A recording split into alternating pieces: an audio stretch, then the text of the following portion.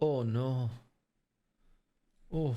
I bought a broken Gears of War Xbox One X that looks Abi ne yaptınız?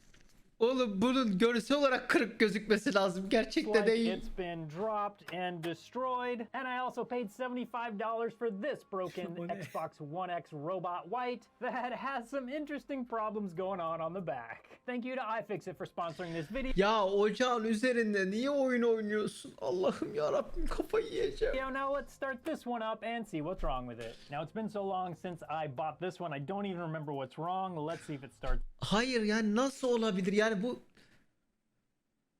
nasıl bir durum olacak da Xbox'ı ocağın üzerine koyacağım, ocağı açacağım ve ocağın altından Xbox logosu, Ubisoft logosu atacak Xbox'a.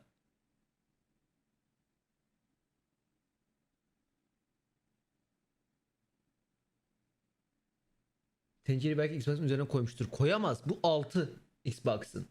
Zaten o yüzden eminim. Yani biri direkt fırının üzerine koymuş bunu.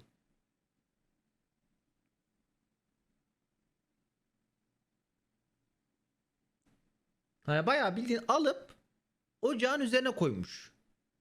What's up? Nope. No power at all. Let's see what's wrong with the robot white one. Now the seller of the robot white Xbox Tatilde One X kasaya said it getirmişim. Annem tencereyi kasanın üzerine koymuştu. Ya onda bir şey olmaz bu arada. Üst tarafında olurdu bak. O olsa okeyim bak buna. Ya, okey değilim. Yine aptalca bir durum olurdu ama mantığını çözebilirim. Bu ocağın üzerine koymuş. just overheated and that was the only issue, so let's find out.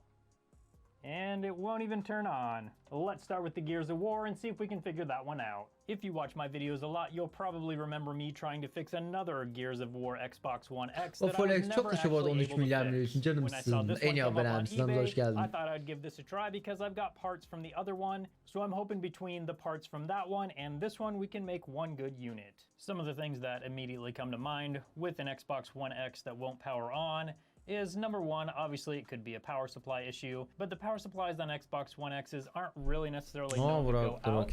So I'm going to be looking at things like broken components on the front power board. I'm going to look and see if there's any components missing from that. And again, I see no issues on the bottom side of the board. One thing interesting about these special editions is they all have custom sound effects. So this speaker right here is the one that's playing those custom sound effects. So next, let's get the clamp off so we can look at the top side of the APU. Okay, and no obvious problems on the main chip either. So at this point, I'm going to assume that the board is fine. I will need to replace the thermal paste because obviously it doesn't have the perfect amount. So we'll get that replaced and then we'll put it back together enough to test it. And I'm going to put in a Çok zor ya bu arada. to see if that's the bunun thermal paste'ini düzgün yapmak. issue. And here we go with the perfect amount of thermal paste. Oh yeah, it's like I get better every time. And here's our known good power supply.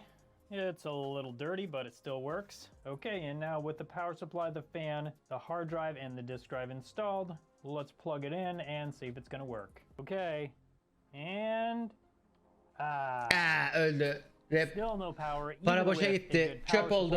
That tells me it's getting more likely that it's an issue on the board. But I'm going to try installing a new power board and just see if that fixes the issue. Now before I do that, there is an even easier way to test this button and button board, and that is to try putting a disk in it. So let's Ne check alakalı? that. Çok merak ettim. Çalışırsa çok garip. Oh, here we go. So it's great to see that we have a display. It's great to see that the Xbox... Ne yaptı? Paranın kokusunu alıp mı açıldı? Ne? Xbox'ı az önce vurdurdu mu yokuş aşağıda? Bana mı öyle geliyor?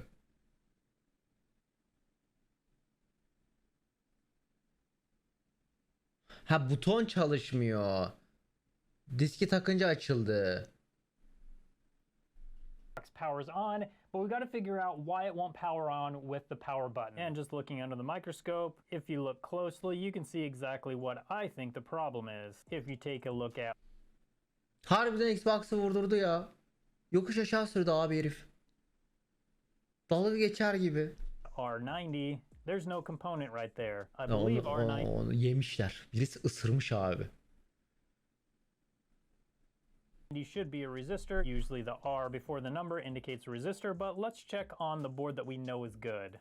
And this is a known good board. If you noticed, R90 is definitely there. So I think the main problem we're having is just a missing resistor on the power board. Now, one of the things I could do is just replace the bad power board with this known good one, but I already know you guys want to see me actually place a resistor right where it needs to be so we can get this power board working. So you'll notice that this end soldered right here, and this I ended up soldering just to this whole fuse right here. That's no big deal. We're not crossing any circuits. This is all in the same circuit. This resistor with the circle on it is a little too big for the area where R90 came out of, but with it connected the way it is, it's gonna work just fine in this circuit. Okay, is it gonna work? Yes! So this Xbox One X is fixed. Let's take a look at the robot white Xbox One X that somebody left on their stove. So the seller of this Xbox One X said that he gave it to his coworker so his coworker could try and fix the overheating problem for him. Unfortunately, İş arkadaşına vermiş. İş arkadaşı çok ısınıyor diye ısınma problemi varmış. Düzeltecekmiş iş arkadaşı. Yanlış anlamış herhalde. Apparently his coworker put it on his stove and turned the stove on without noticing. Now, as I said, this video is sponsored by iFixit. iFixit has, in my opinion, some of the best precision tools around. Not only are they super high quality tools, they also offer a great warranty on them. So even if something does happen to your tools, in most cases, they'll just replace it for free. If you've watched a few of my videos, you've seen me do soldering most likely. iFixit sells pretty much all of the soldering tools gittim, that I reklamı use çaktı on my ağzımıza. channel. This screw has broken away from the bottom, I think, so that one's not going to come up. So whether you're looking for, you know, the best tool kits around, or if you're looking to get into soldering, or even micro soldering, they've got, you know, starter soldering stations all the way up to micro soldering stations. So pretty much any tool or equipment for this type of work that you're going to need, you can find right on iFixit's website, and that's just ifixit.com. Buna veren tamirat masrafı konsolun kendisinden pahalıdır, değildir. Check that out. That almost burned all the way through this bottom plastic, and it's just totally warped the whole bottom. But the crazy thing is that you just can't even tell on the actual Xbox. It looks maybe a little melted there, but other than that, this thing looks almost perfect. YouTube sonunda bunu kullanmıyorum. Kullanmıyorum abi. O kadar rahatsız etmiyor beni. Ya bu herifler de para kazanmak zorunda. Taş mı yesin abi? That's interesting. This piece actually goes all the way over here. Episode'dan hayır. Connector's been broken off a little bit. Well, that's our first issue. The clamp isn't even clamped all the way down. I wonder what the chances are there's actually fresh thermal paste under this thing. There is fresh thermal paste. That's amazing. Now, even though this has fresh thermal paste, it definitely doesn't have the right amount. So let's fix that issue first. Video için ileri sarma gibi. Ya olmaz ama ben izliyorum yani. Adam içerik yapmış bedavaya. So now we gotta figure out why this thing's not starting up. Now, right offhand, I know of a couple things that can cause this on and off issue. The hard drive on these can cause Hayır yani adam cidden almış bir tane çekici, vurmuş, tamir olmuyor bu demiş, kapatmış. Sonra da ocağı açmış. I'm going to be using a brand new redriver chip for this Xbox One X. Since it's brand new and has no solder on the bottom, I need to go through and add a little bit of solder to tin the pads. This will make it easier to stick onto the board when I go to replace the chip. The liquid stuff you see me putting on the chip and on the motherboard is called flux, and it simply helps the solder flow. Okay, and with that replaced, let's see if it's gonna turn on for us. Açıldı. Oh no. Bozuldu. Ha patladı. Bu Forex çok çok Forex'e abone ettiğin için. Forex'e 30 çok teşekkür burada ikinci canımsın. Evet sonra Forex çok burada Karamel'e abone için. Karamel 52 milyar milyon yıl çok teşekkür abone için.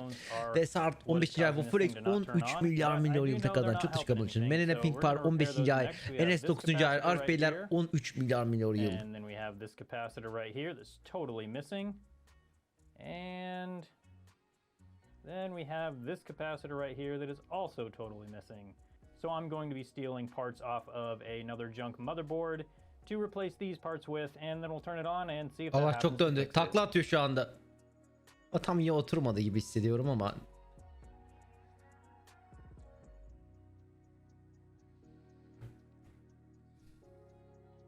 Okay, and here we go. Is it going to start up? Oh, we've got a solid white light. Açıldı valla. But do we have a display? Come on. Geldi. Up. Yes. Geldi so vallahi this one geldi. is also fixed. If you like this video, you'll probably like my Xbox Series X DIY repair fail video where I take an Xbox Series X that someone tried to fix themselves and I try to fix it on camera. I'll leave that link up on your screen now so you can come hang out and see if I could fix that one. If you're looking for parts, tools, or repair Yemin guides, ediyorum be sure to go to tek attı. ifixit.com. Xbox ekranı Thank you so gelmedi. much for watching today Açıldı and I hope direkt you have a ya. good one. Allah tek attı adam ya. I bought